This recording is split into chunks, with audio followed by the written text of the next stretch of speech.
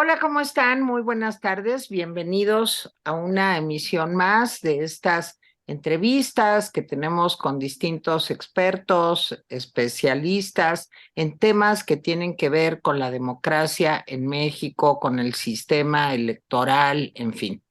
Y hoy nos da muchísimo gusto recibir a Arturo Espinosa. Él es un consultor, es un experto en temas electorales, en el análisis de pues estos temas también constitucionales, en fin, ha trabajado, ha estudiado en temas relacionados con estos temas que les comentaba, eh, y además es director y socio fundador de una empresa, Estrategia Electoral, que, como bien dice él, es un laboratorio de reflexión permanente sobre temas electorales. Y bueno, pues viene realmente muy, muy al caso que tengamos la oportunidad de platicar con él cuando 2023 es un año en donde tendremos dos procesos electorales importantes, Coahuila y el Estado de México, y estamos pues a muy poquitos meses de que empiece pues ya formalmente el periodo electoral rumbo a las elecciones federales del 2024. Así que bueno, bienvenido Arturo, muchas gracias por aceptar nuestra invitación. Bienvenido. Muchas gracias, Tere. Muchas gracias, Jaime. Me da mucho gusto poder platicar con ustedes. Al contrario. Muy Adelante, bien. Jaime. A ver, tú no solamente tienes experiencia en México en tema de elecciones, ¿verdad, Arturo? Por ahí vi que también tienes pues una visión más amplia de esto. Sí me gustaría que hablaras un poco de eso, porque sí me parece que, pues no, a veces cuando nos centramos en un solo país como que perdemos la perspectiva. ¿Qué nos dices de eso, Arturo? Sí, a ver, yo he ido a otros países junto con misiones de observación, particularmente con la OEA, la Organización de Estados Americanos, a ver justamente cómo se hacen y a estudiar y analizar las elecciones en otros países. Como bien lo dices, Jaime, me parece que es sumamente importante también ver qué está pasando en otros países, ¿no? Eso te ayuda a aprender mucho y te ayuda a tener un buen parámetro de qué es lo que está ocurriendo. Hay ciertos fenómenos en muchos sentidos que no son solamente de un país, sino que son generalizados por regiones, o hay ciertas conductas y situaciones en la vida política, en la vida pública en los países que se van dando en otros países con diferentes características y contextos que tienen algunas similitudes, algunas diferencias, pero que también estás viendo pues, qué está bien de lo que se está haciendo y qué está mal de lo que se está haciendo, y te da sobre todo un punto de comparación, ¿no? Es un análisis comparado para poder conocer y poder saber en dónde estamos parados nosotros.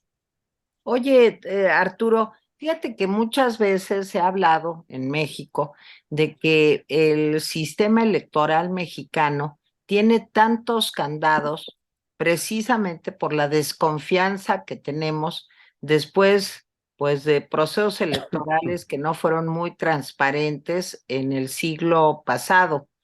A partir de 2020, perdón, del año 2000 y de la transición democrática en México, ¿cómo ha afectado, pues en esta transición, que arrastremos del pasado, pues un sistema electoral, pues tan lleno de caminos cerrados, de candados, pues que a veces resultan excesivos, dirían algunos? ¿Cómo ves eso? A ver, yo creo que sí, sin duda, nuestro sistema electoral se construyó en gran medida a partir de la desconfianza de que el de al lado va a tratar de hacer fraude, el de al lado va a tratar de saltarse las reglas, el de al lado va a tratar de hacer algún tipo de trampa. Y para muestra basta un botón, ¿no? En algún momento fui a Estados Unidos a un seminario justo para entender cómo funcionaba el sistema electoral gringo, ¿no? A mí en particular me gusta mucho, no porque sea el mejor, sino porque tiene ciertas prácticas y ciertas costumbres y ciertas cuestiones que me llaman mucho la atención. Les voy a decir esto.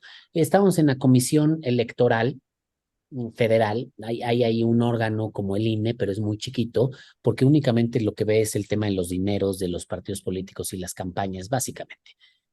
Y les preguntamos, nos estaban explicando cómo se hacían las elecciones y demás, y yo les pregunté, oye, ¿cómo se aseguran que las personas no voten dos veces? Ajá. Y nos voltearon y nos dijeron, ¿cómo? Sí, sí, sí, o sea, ¿cómo haces que una persona no vote dos veces? Y decía, no, es que no te estoy entendiendo tu pregunta. Le dije, sí, o sea, en México tienes la credencial de elector y te ponen tinta indeleble y en el listado nominal le tachas y demás. Y volteé y decía, yo te voy a hacer una pregunta distinta. ¿Por qué una persona querría votar dos veces? ¿No? Claro. Y ahí volteé y dije, no, pues compadre, estamos hablando temas totalmente diferentes, ¿no? O sea, es un supuesto que ustedes ni se imaginan y es un supuesto que nosotros en México es la práctica común porque hay personas que no votan dos veces. Si pudieran votar 17 veces, votarían 17 veces. Entonces, nosotros, nuestras reglas están hechas a partir de evitar que el de al lado haga trampa. Y se los voy a poner en otro tema muy sencillo, ¿no? En su momento, después de la elección de 2006, que fue, digamos, la tormenta perfecta y todas estas acusaciones de nuestro hoy presidente en torno al fraude, una de las cosas que más le molestó fue la intervención del entonces presidente Vicente Fox en la campaña, ¿no? Este activismo que tuvo Vicente Fox y este proselitismo que hizo abiertamente y que no podemos negar.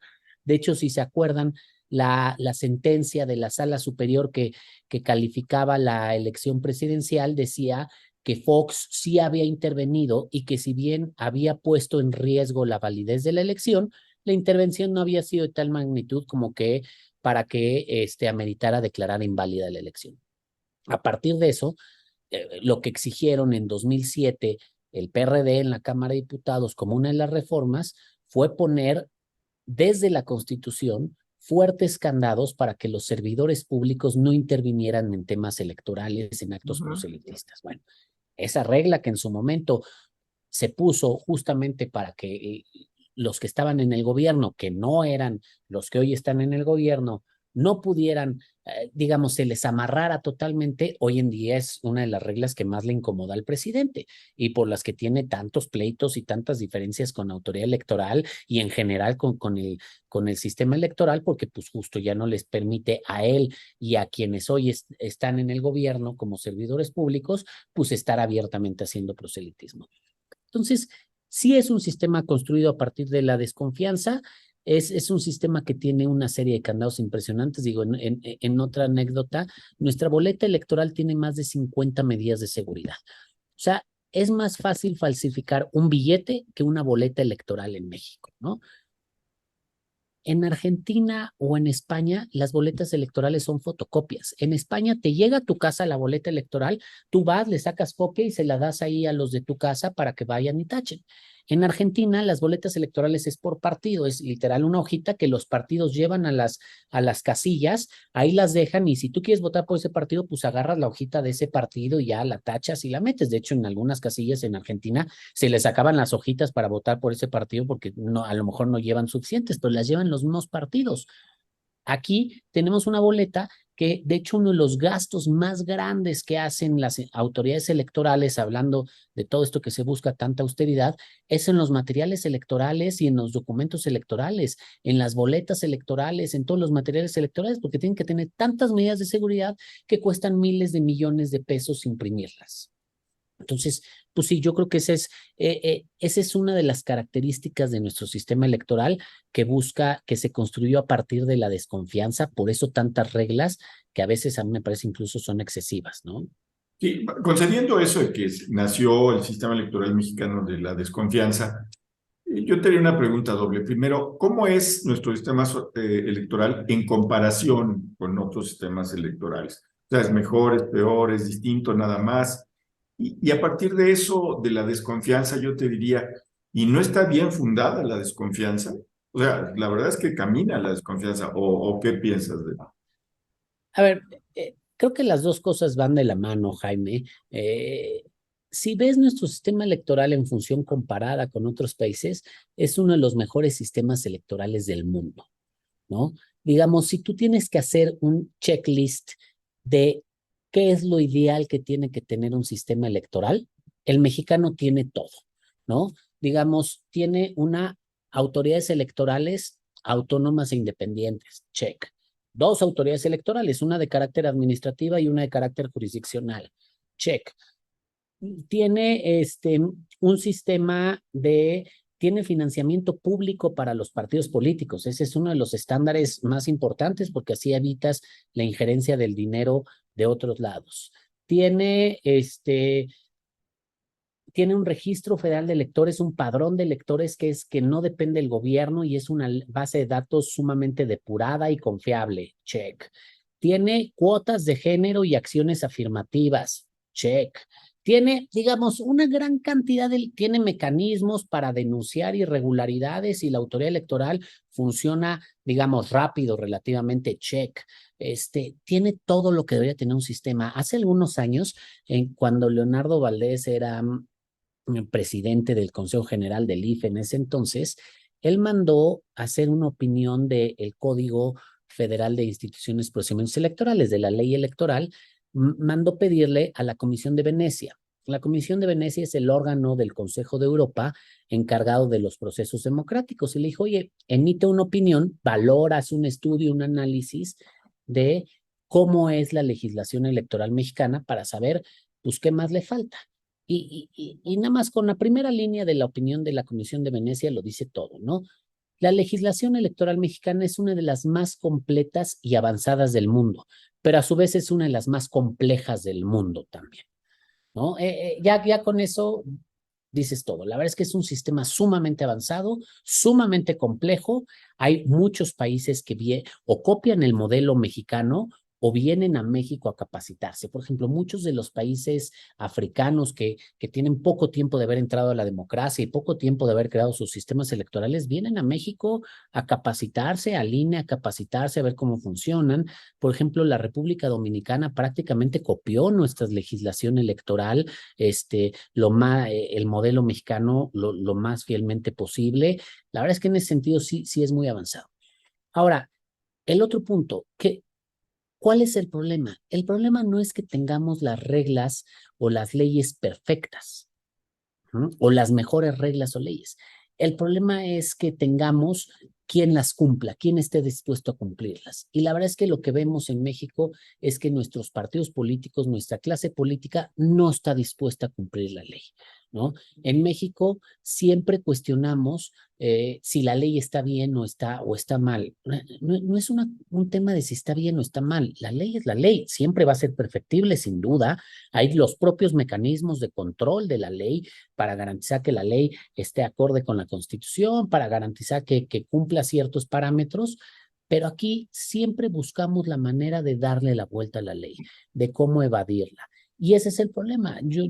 Hay una frase que yo repito mucho que dice, no, para que haya democracia se necesita que haya demócratas. Y en México el problema es ese. Y esa es la diferencia un poco con el sistema electoral de Estados Unidos. Si tú comparas vis a vis el mexicano con el gringo, el mexicano es miles de veces más avanzado que el sistema electoral gringo. Miles de veces más avanzado. Estados Unidos es probablemente una de las democracias más grandes del mundo, una de las más viejas del mundo. ¿Cuál es la gran diferencia?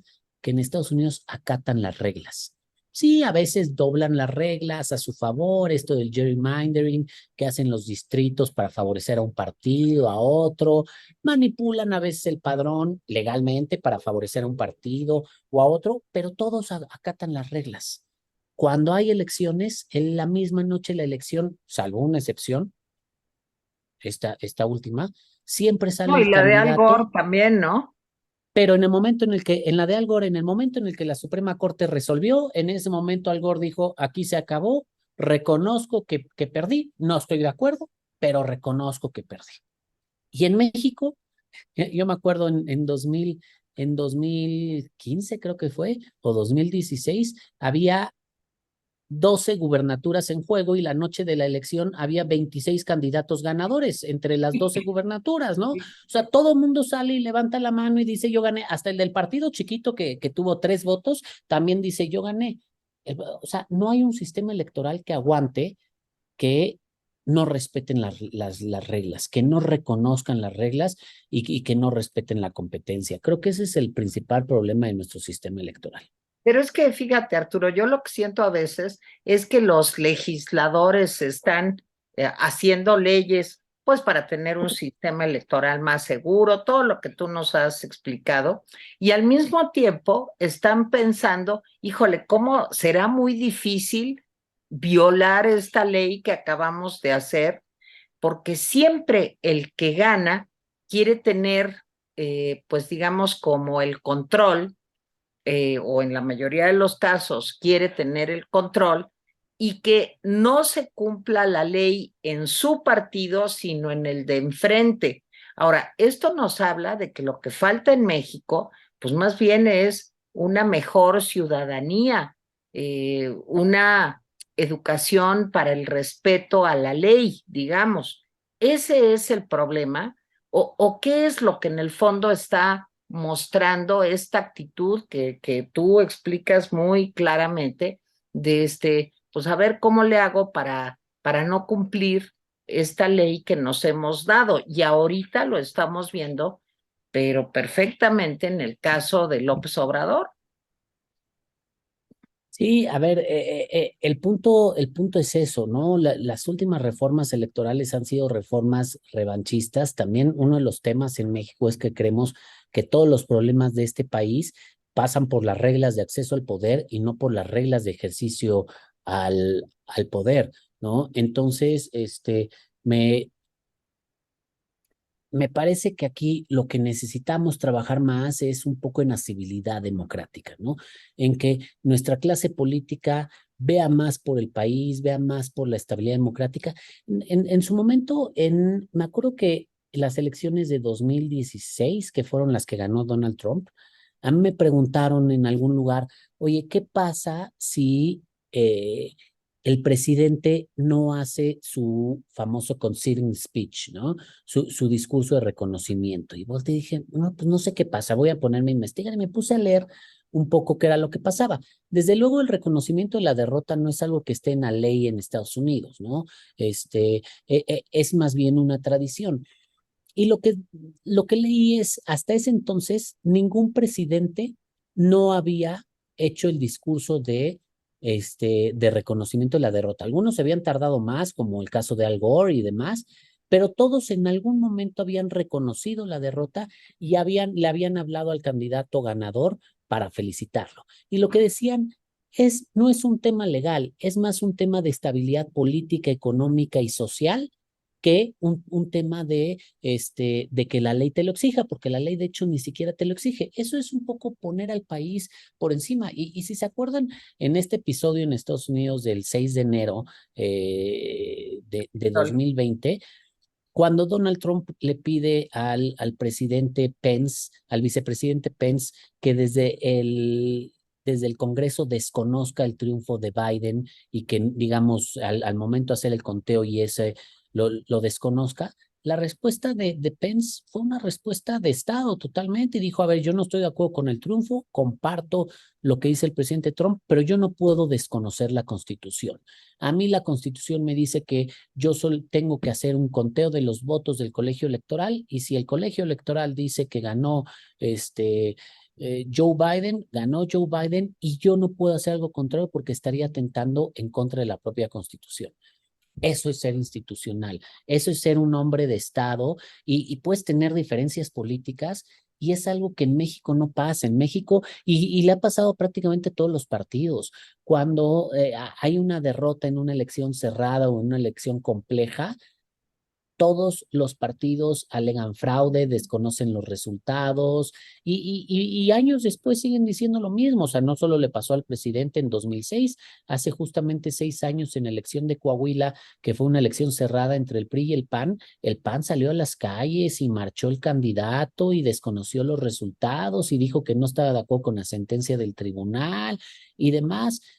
Siempre el problema de nuestra clase política es que antepone sus intereses personales, yo creo, que a los intereses del país. Bueno, a ver, tú como analista, ¿cómo ves cómo quedó el Consejo General del INE? Porque ya ves, hay muchas opiniones. Yo tengo la mía, Tere tiene la suya y seguramente tú tienes la tuya.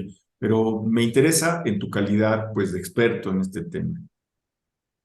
A ver, yo creo que el Consejo General del INE sin duda no es el consejo que a mí más me hubiera gustado, ¿no? En cuanto a los perfiles que lo integran. Yo creo que desde hace tiempo esta lógica en las designaciones de órganos constitucionales autónomos, INAI, CNDH, Banco de México, la Suprema Corte de Justicia de la Nación, el propio INE, me parece que sin duda atiende a una lógica de cuotas y sobre todo de cuates. Lo que buscan los partidos políticos y se equivocan es lealtades incondicionales. Alguna vez alguna consejera electoral me dijo es que los partidos lo ven mal.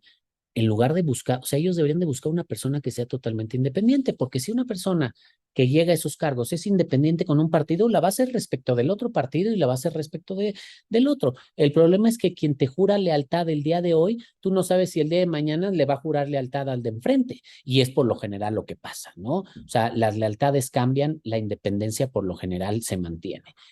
Y yo creo que lo que han buscado es gente afín, gente que defienda sus intereses. Creo que lo que han mostrado las autoridades electorales es que tienen las suficientes atribuciones y facultades para poner en orden a los partidos políticos y para sancionarlos y castigarlos y pegarles en donde les duele, ¿no? Simplemente creo que eso se evidenció hace muchos años con el Pemex Gate y amigos de Fox, y ahí fue donde se dieron cuenta que tener una autoridad electoral tan independiente y tan autónoma, pues a veces les podía salir el tiro por la culata. Entonces, en este contexto también lo que hay que decir es que este tipo de designaciones tienen una fuerte carga política. ¿Y por qué? Porque pues el órgano que los designa es un órgano de naturaleza política, y es el Congreso de la Unión, ya sea la Cámara de Senadores en algunos casos, ya sea la Cámara de Diputados, como es el caso del INE en otros, y eso forzosamente le da una carga política. Ahora, con todo esto, creo que los perfiles que llegaron, yo lo que creo que ya es ganancia es que son perfiles que tienen experiencia en la materia y conocimiento. Todos ellos y todas ellas trabajaron en autoridades electorales. Guadalupe Tadei fue presidenta del Instituto Electoral de Sonora y se encargó de organizar al menos 2 elecciones. Rita Bell fue consejera electoral en Oaxaca. El consejero Montaño fue consejero electoral y después fiscal en Tabasco, y Arturo Castillo pues, trabajó en el INE y trabajó en el Tribunal Electoral. Entonces, lo que saben, al menos 3 de ellos saben lo que es vivir en la colegialidad, que son órganos, y este es un candado muy importante, que no, la decisión no depende de una persona, sino depende de un órgano colegiado en el que necesitas al menos una mayoría, y eso ya lo saben. Creo que en sus primeras acciones se va a ver qué tan independientes y qué tanto defenderán la autonomía. Sin duda, no vamos a ver a Lorenzos y a Ciros Muirayama, eso es muy claro, porque justo no buscaron perfiles como ellos, porque era lo que tanto les molestaba. Pero también creo que dentro del mismo INE habrá pesos y contrapesos, ¿no? Porque son de los 11, son 4 nuevos los que llegan, entonces tendrán que lidiar con los otros que ya estaban ahí, ¿no? Con las otras 7 personas que ya estaban ahí, y que varios de ellos tienen amplio conocimiento, mucho carácter, mucha presencia dentro de la autoridad. Entonces, creo que esto puede lograr equilibrios. A mí me parece que uno de los temas fundamentales en donde los vamos a empezar a ver es en los primeros nombramientos que se haga de la estructura del INE, la Secretaría Ejecutiva, los directores ejecutivos, porque se necesitan al menos 8 votos para aprobarlos. Entonces, también lo cierto es que la presidencia del INE, después de la reforma de 2007, ya no es una presidencia tan fuerte. Lo más importante de la presidencia del INE, sin duda, es la conducción de las sesiones y la representación que tiene hacia afuera de la institución quien la preside. Pero en la toma de decisiones, la presidencia del INE es uno más de los 11, ni siquiera tiene voto de calidad, a diferencia como ocurre en otros órganos. El presidente o la presidenta del INE no integra las comisiones en donde se hace gran parte del trabajo sustantivo de la institución. Entonces, creo que en esto vamos a ver un equilibrio, y se tendrán que ir formando estos equilibrios y se tendrán que ir formando acuerdos. Entonces, yo creo que tanto la presidenta como los nuevos consejeros y consejeras tendrán que aprender a acordar con sus pares y tendrán que aprender a transitar en una nueva era del Consejo. fíjate, Arturo, yo, todo lo que has dicho es cierto, pero hay dos cosas que pues, me inquietan, digamos. Por un lado, sí, la señora Tadei, pues no es la señora alcalde. La señora alcalde no tenía ninguna experiencia en ningún Afortunadamente no proceso es. electoral. Y qué bueno, sí, no sucedió lo peor, pero tampoco sucedió para nada lo mejor, porque la presidenta del consejo, pues es una mujer que tiene pues un pasado de una relación política con el partido en el poder, con el oficialismo y además una relación familiar pues también intensa, digamos. Y tú dices bien, y es un tema que hemos discutido mucho Jaime y yo, pues sí, pero no hay un voto de calidad por parte de la consejera presidenta, en fin, pero simplemente ver a el secretario de Gobernación con su equipo yendo como nunca antes había sucedido en los tiempos de Lorenzo Córdoba, claro, haciendo una visita como para, digamos, saludarse, pero sabemos en el fondo lo que esto también significa, pues a mí me da mala espina. Me da mala espina los antecedentes de la señora Tadei, la cercanía con el secretario de Gobernación y que muy bien, ahorita llegaron estos consejeros, pero ya había otros que habían entrado también, pues durante este sexenio, que, en fin, me inquieta el resultado que podría haber, sobre todo en un proceso electoral tan extraordinariamente complejo y gigantesco como el del 2024, y con un presidente, pues, que no respeta al otro, que no es un estadista, que es pues un hombre de partido, diría yo, que se la pasa en campaña. ¿Cómo ves esto? A ver, yo creo que Guadalupe Tadei, al menos yo le daría el beneficio de la duda, ¿no? Si bien aparentemente tiene varios nexos con el gobierno o con quienes hoy están en el gobierno, cuando fue designada presidenta del Consejo General del Instituto Electoral de Sonora, en ese entonces, la verdad es que Morena apenas acaba de obtener el registro como partido político. Entonces, digamos, ahí no tenía sus apoyos. Y fue designada por el Consejo General actual, que en ese estaban Lorenzo y Ciro Murayama. Entonces, pues algo vieron en ella que tenía, que digamos, tenía las credenciales para ser funcionaria electoral. Además, ella trabajó mucho tiempo antes en el INE, ¿no? También conoce, bueno, en el IFE, conoce a la institución. Yo creo que las elecciones en Sonora las llevó bien. Yo no he advertido ningún escándalo importante que la hayan acusado por temas de imparcialidad. De hecho, mucho tiempo Morena la estuvo la atacó porque, pues bueno, ya sabemos el estilo de Morena con los consejeros electorales.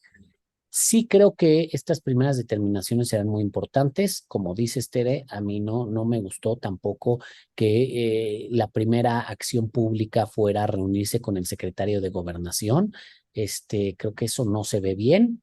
Digo, Bueno, vamos. siquiera no fue, porque también hubiera Al podido. menos, al menos, ahí es donde vienen los contrapesos, ¿no? Porque hasta donde yo entiendo, este, mm, hasta donde yo entiendo, el, eso fue algo que platicó con los demás consejeros y consejeras, y los demás consejeros y consejeras le dijeron, no, si quiere que venga, ¿no? Digamos, ahí también entran los pesos y contrapesos. Creo que también vamos a ver un nuevo tipo de comportamiento dentro del INE y dentro de los consejeros electorales. Lorenzo Córdoba estuvo 9 años, eh, sobre todo hacia el final fue muy confrontativo, hizo una gran defensa de la institución, del Estado de Derecho. No sé si a veces fue más allá de lo que le correspondía, eso pues, cada quien lo juzga, y creo que ahora vamos a ver un estilo totalmente distinto. Lo importante, insisto, vamos a ver en las primeras determinaciones los nombramientos o las propuestas que haga de servidores públicos al interior del INE, que ojo, tiene únicamente la facultad de proponer pero no la facultad de hacer el nombramiento libremente. Y dos, vamos a ver los primeros casos complejos que le toque revisar y ahí es donde vamos a ver exactamente cómo, pues, digamos, hacia dónde se va dirigiendo, ¿no? No te oyes, Jaime. Un tema que continuamente el presidente está sacando, abaratar las elecciones. Abaratar las elecciones, acabar con los plurinominales. También aquí en este tema, pues hay que ver la cuestión de la desconfianza, por supuesto, pero también de la representación. En fin, creo que el presidente ha logrado meter en la cabeza de mucha gente que es necesario abaratar las elecciones. ¿Qué entiende el presidente por abaratar las elecciones? Seguramente, pues entiende algo muy distinto a lo que yo entiendo, porque yo también creo que se puede hacer ese esfuerzo, pero de una manera totalmente diferente, seguramente. ¿Tú cómo ves todos estos planteamientos de abaratar las elecciones a rajatabla, dar a los plurinominales? ¿Cómo lo ves? A ver, abaratar las elecciones, ¿a qué costo, no? ¿Y qué implicaciones tiene? Si por abaratar las elecciones es reducir la estructura de la autoridad electoral como viene hoy en día en el plan B de la reforma, o es darle menos presupuesto a la autoridad para que el cumplimiento de sus funciones y de sus atribuciones se ponga en entredicho, te lo voy a poner en términos más lisos y llanos. Si abaratar las elecciones implica organizar consultas como las organizó, como la del aeropuerto, o algunas otras que hizo después, creo que es un costo altísimo, porque eso es en contra de la democracia. Si abaratar las elecciones implica reducir facultades, hacer una revisión de las facultades, atribuciones y estos candados que parten de la desconfianza para generar menos costos al sistema electoral, vamos a hacer una revisión en ese sentido. Y te voy a poner nuevamente dos o tres ejemplos, ¿no? Uno es el de las boletas electorales. O sea, los institutos electorales pagan millones y millones de pesos al año en imprimir boletas electorales por la complejidad que implica el imprimir las boletas electorales, ¿no?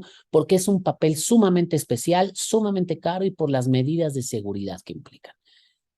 El INE invierte millones y millones al año en el modelo de comunicación política, nada más en el monitoreo que tiene que hacer de concesionarios y permisionarios de radio y televisión para asegurarse de que se estén transmitiendo las pautas y de que no estén transmitiendo pautas distintas.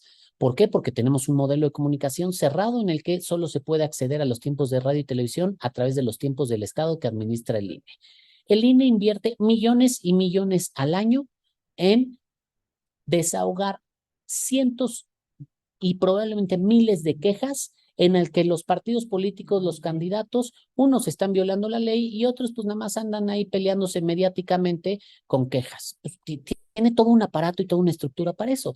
Si eliminamos ese tipo de facultades, damos más libertades, permitimos una competencia más abierta, partimos de la confianza, creo que ahí sí se puede hacer una buena revisión y una muy buena reducción y abaratamiento de los costos de las elecciones. Y yo creo que por ahí tendríamos que ir, Jaime, la verdad, porque de la otra manera vamos a perder la calidad de nuestras elecciones, la certeza que hay hoy en día, la confianza que hay hoy en día en la autoridad electoral, y creo que eso a la larga nos va a salir muchísimo más caro.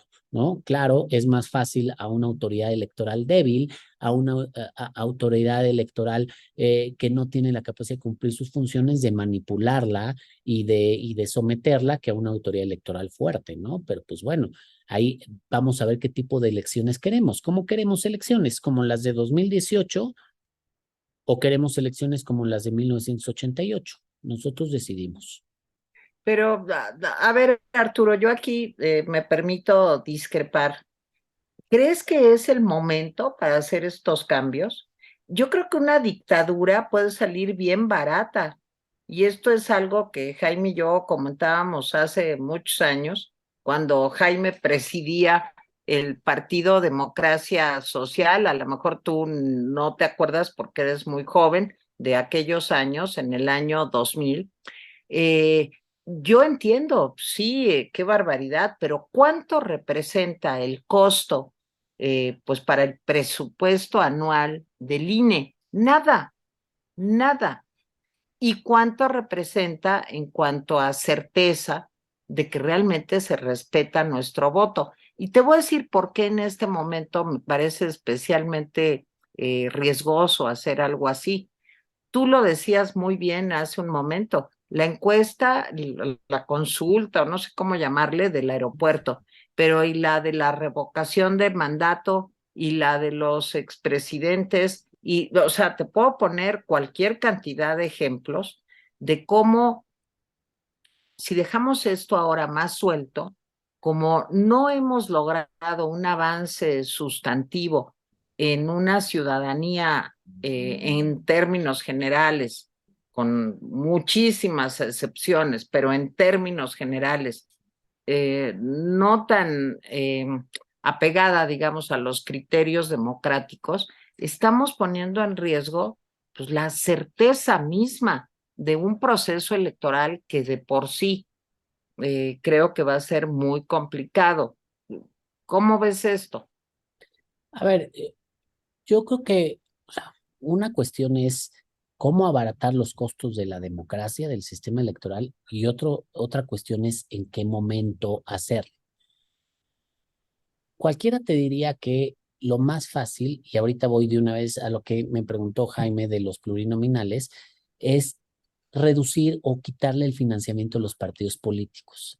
Yo creo que ahorita ni quitarle el financiamiento a los partidos políticos, ni eliminar a los plurinominales ayudaría en nada. ¿Por qué? Dos de las características de nuestro sistema electoral es la competencia en las elecciones. ¿Cómo podemos saber que hay competencia? Ha habido alternancia prácticamente ya en todos los cargos. Este año se juegan las dos últimas gubernaturas que nunca han tenido alternancia. Y al menos una de ellas yo creo que va a tener alternancia con toda seguridad. La otra creo que está en veremos. De ahí en fuera, ha habido alternancia. Ha habido estados en los que los han gobernado hasta 3 o 4 partidos y han regresado, ido y venido.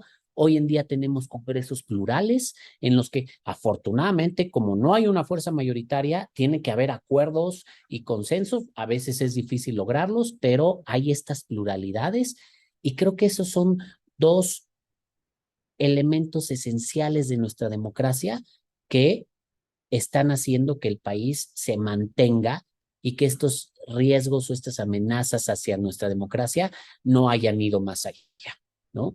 Entonces, creo que tanto el financiamiento a partidos políticos como la representación proporcional, los plurinominales, nos garantizan condiciones de competencia mínimas, que haya posibilidades de competencia y nos garantizan pluralidad y alternancia. Entonces, también creo que no es el momento.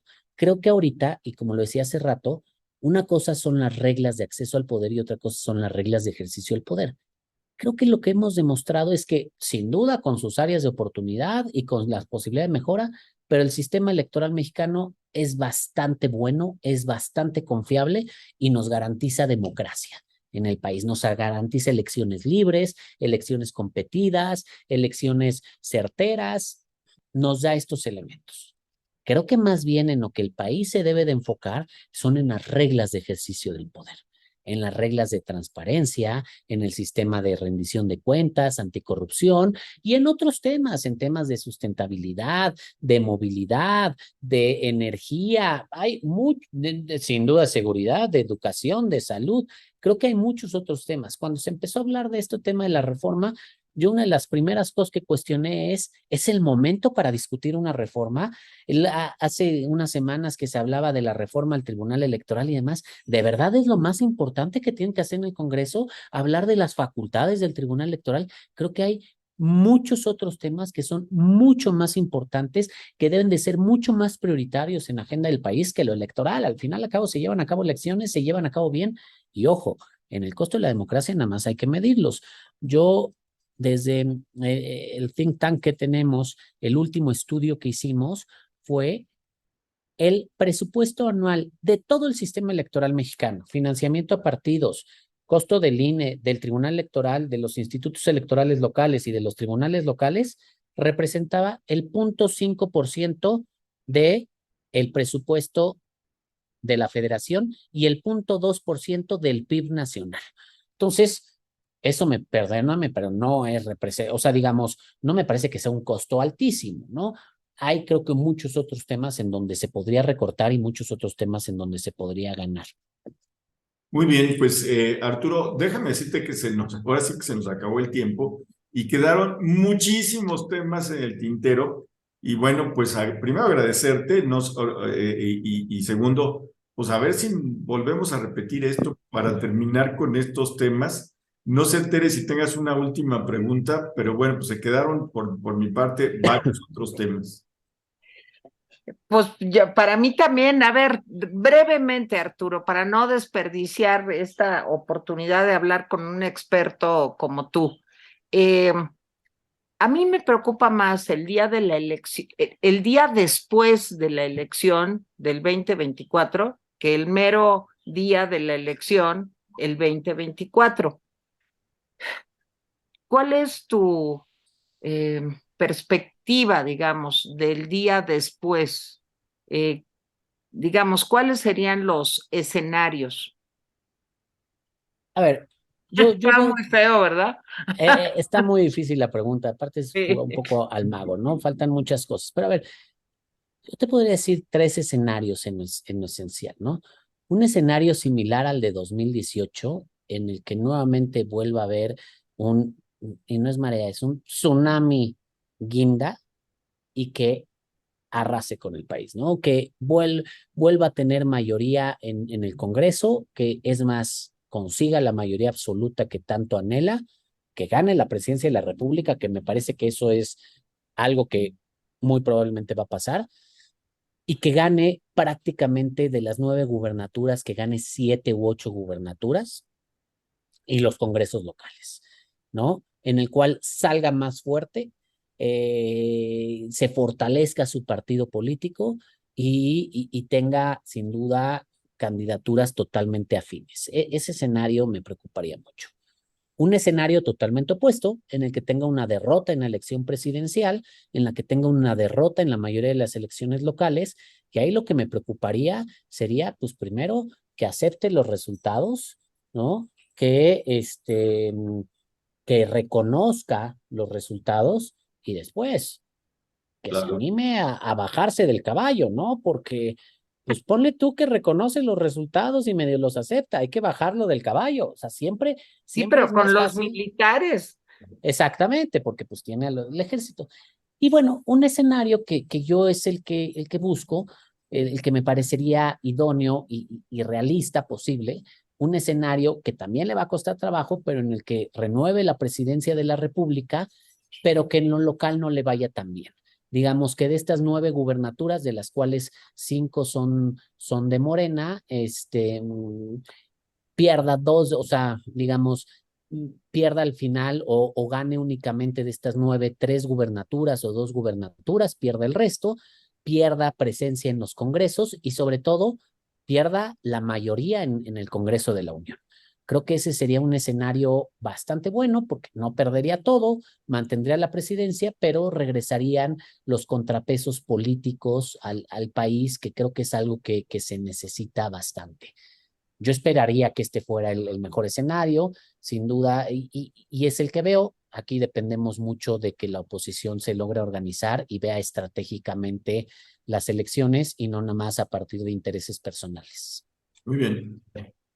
Jaime. Pues de nuevo, pues agradecerte y ahora sí que comprometerte a que nos podamos entrevistar otra vez para las cuestiones electorales a medida que se acerque la elección del Estado de México y Coahuila. Y bueno, pues a medida que se acerque también la del 2024, Arturo, ha sido muy grato conversar contigo. Muchas gracias igualmente y me da muchísimo gusto poder platicar. Encantados cuando quieran de regresar con ustedes. Muy bien. Arturo, de veras, muchísimas gracias por habernos acompañado el día de hoy. Gracias. A nombre de Muchas Jaime gracias. Pero, yo soy Tere Vale. Buenas tardes, noches, a la hora que lo estén viendo. Adiós. Gracias. Bien, hasta Gracias. luego. Nos vemos Hasta en luego. otra emisión. Gracias.